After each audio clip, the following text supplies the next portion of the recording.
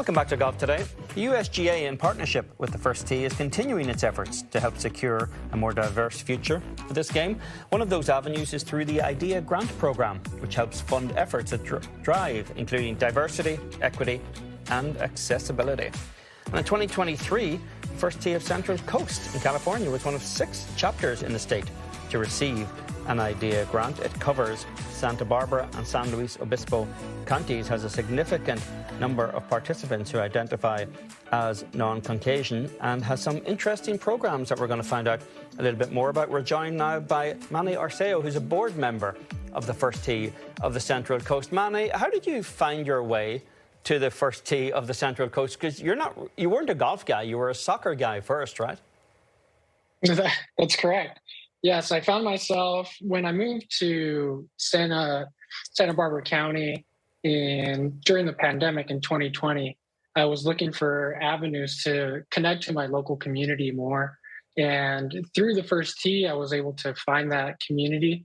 And I was asked to be a part of the board to help provide those underprivileged kids a little bit more access and avenues to the game of golf. So I happily joined, and we've created an awesome program that's helped out hundreds of kids so far. Manny, last night I was fortunate to be the keynote speaker at First Tee Triangle in Raleigh-Durham, a night for champions. Met a lot of wonderful young people. That's Parisa, 16 years of age, with her dad. She's going to take over the world, an absolute bright light. How have you seen First Tee affect lives in Central Coast?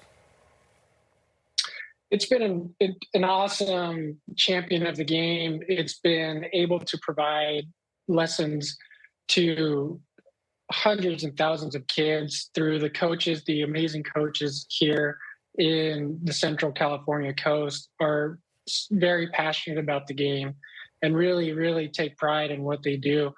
So we've been able to impact the lives of kids that otherwise wouldn't have had access to the game, especially through our program, like what you mentioned, the People's Self-Help Housing Program, that we've been able to go out to local farm worker communities and provide lessons pro bono to kids that wouldn't otherwise have access to the game of golf.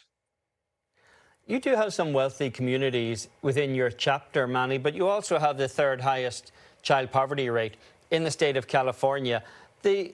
How does that backdrop influence then the programs that you have to cater for that audience, particularly the program you just mentioned with the farm workers' kids? What's the reception, or how easy is it to sell that to an audience that isn't necessarily ingrained in the game?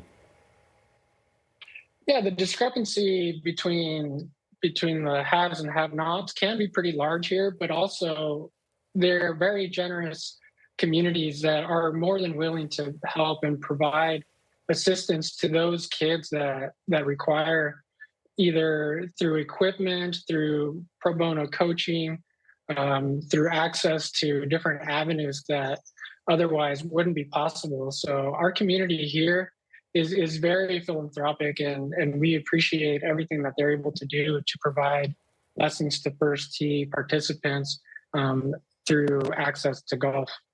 We talk about representation and diversity among the kids in growing the game. How important is representation and diversity at the leadership level, for example? Oh, it's very important. I feel that it's important for kids to see people like themselves in positions of leadership. That being said, it's imperative that we recruit more coaches and board members that will allow different perspectives and innovation and creativity into how we approach access to the game and how we approach coaching to the game. I think if we apply this strategy to golf, it really is a win-win for everyone. Manny, been able to spend so much time with First Tee kids, and I'm impressed every time with their remarkable citizenship and knowledge and love for the game. Thank you for your time and all the hard work you're doing. Thank you very much for having me on the platform.